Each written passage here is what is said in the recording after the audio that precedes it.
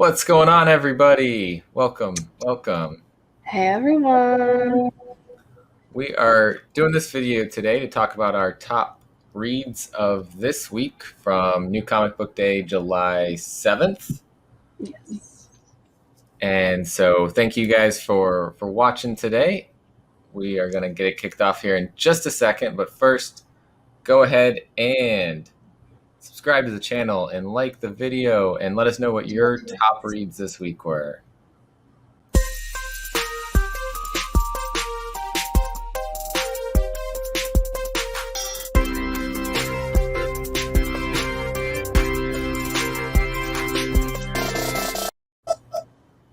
Welcome back. Let's kick it off with our top 5. What we're going to do today is top 5. Mm-hmm. And what's your number 5 this week? All right, so I went with Clans of the Lorry. Yeah. Sci-fi goodness. Nice sci-fi read from Aftershock. Mm-hmm. It is everything I want from a sci-fi book. Everything I just really was hoping to get. It's very, it felt similar to The Expanse and the spaceship kind of world building-esque setting. So yeah, I'm ready to see where it goes. Give it a shot. I really liked it. Yeah, I was actually wondering if you thought it was similar to The Expanse, because I'm still only like season 1 watching that right now. I vaguely, like, just aesthetically and like kind of the feel of how they depict space and kind of the worlds a little bit, but not quite the same in any context. Nice. Okay. But yeah, I enjoyed it. I really liked it. Sci-fi. It's my jam.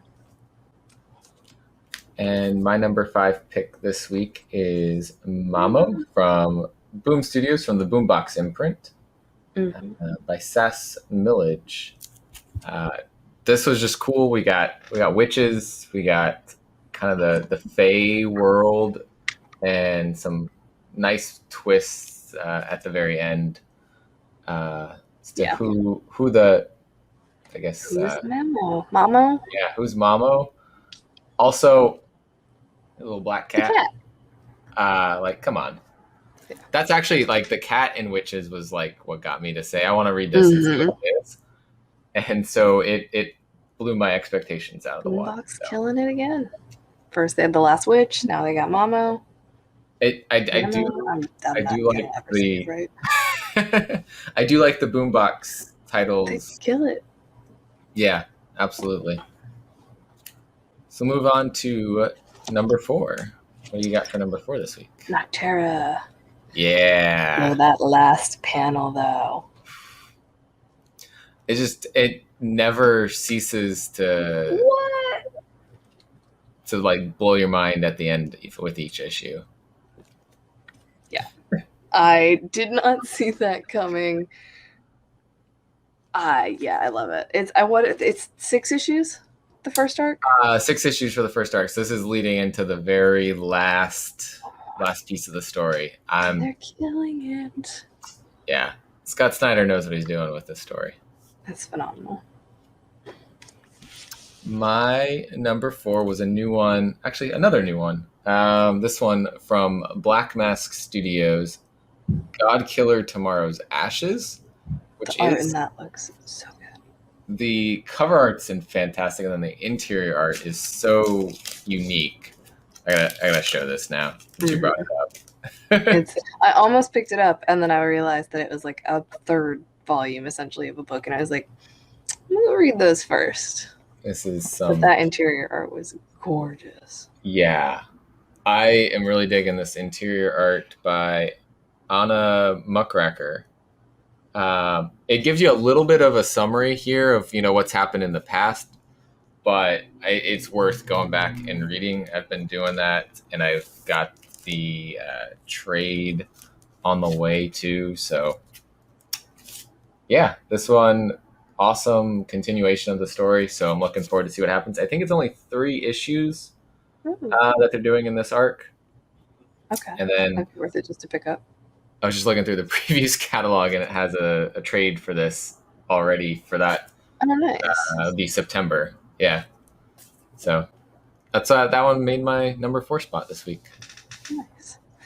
My number 3, Basilisk. Yeah. Good old Jimmy Yeah. boy. I Yeah. love it. I think it's great. I definitely was happy with the story development and the plot development. And this here, wild and crazy thing. I love him. I think everyone else is saying Logan. I felt like he looked like Lincoln in like the first picture, so that's what he just has been in my mind. But I do see Logan.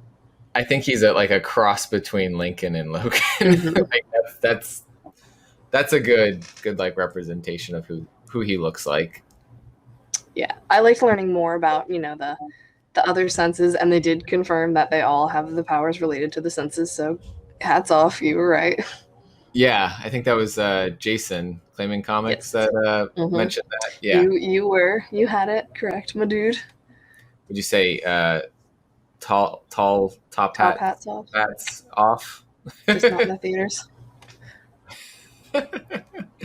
Yeah, no, I did enjoy that they confirmed that piece, the whole senses thing, and saw some of what they could do in action. Still don't know why they exist or why they can do what they do, which it's all fun. He's spinning us a horror tale, and it looks like he's going to some good places with it. Yeah, I'm thoroughly enjoying the story. My number 3 had to be this Space Bastards number 7. We got the giant size Manny issue with some crazy art in here, like Simon Bisley and Clint Langley were the artists for part 1, part 2, and of course Joe Aubrey, Eric Peterson writing as always for this awesome story. And finding out Manny's backstory is pretty cool. And I think they already confirmed that this is going to be one half of it's going to be in volume 3's hardcover, and one half is going to be in the volume 4 hardcover. Yeah. So there's like 2 issues. Yeah, they've confirmed also, the storytelling in the hardcovers versus the storytelling happening in the individuals is unique and different and meant to happen in different ways. So I like it, and I guess I'm dressed for the occasion here. Got my intergalactic postal service shirt on today. But yeah, that one's my number 3 for the week. So my number 2 was Wind. I love Wind. So good. I adore this book. I adore this series. The writing, the art. It's like the first book I read whenever it comes out. I love it. I love it. It's so good. It's just such a. They just again explained more about how the world is how it is, and that was just so cool. Everything that is plot developy and like world developy in this book, like even when it's separate, it's still so good. And I love how they use a different art style when like explaining the different stories of how creation and the different races and everything in the world came about. Super cool. Yeah. It's just such a unique like tale. I love it. I want more of it. Give me more of it. Speaking of James Tynion books, my number 2 is Nice House on the Lake. That would have been my number 6. I loved it. I didn't even know that there was going to be a cover B. I just saw it on the shelf and I was like, where did you come from? Which is weird because I remember looking at FOC and thinking, why is there no cover B? Surprise. But yeah, like probably because the last one sold so well. Probably. We kind of like it's moved on to the second character here, so we get a little bit more focus on a different character and a similar opening though, where it's like later on, almost like a I don't know, like in media res. Yeah, I'm thinking like it's almost like you're doing an interview while they're like talking about on like it's almost like an office like cut scene. but It I does, yeah, it does do that. I enjoy the world building that's going on here. Not that Mhm. there's much of the world left, but um, Before the, the world. the right and knowing what all is going on around them and how that's impacting the characters.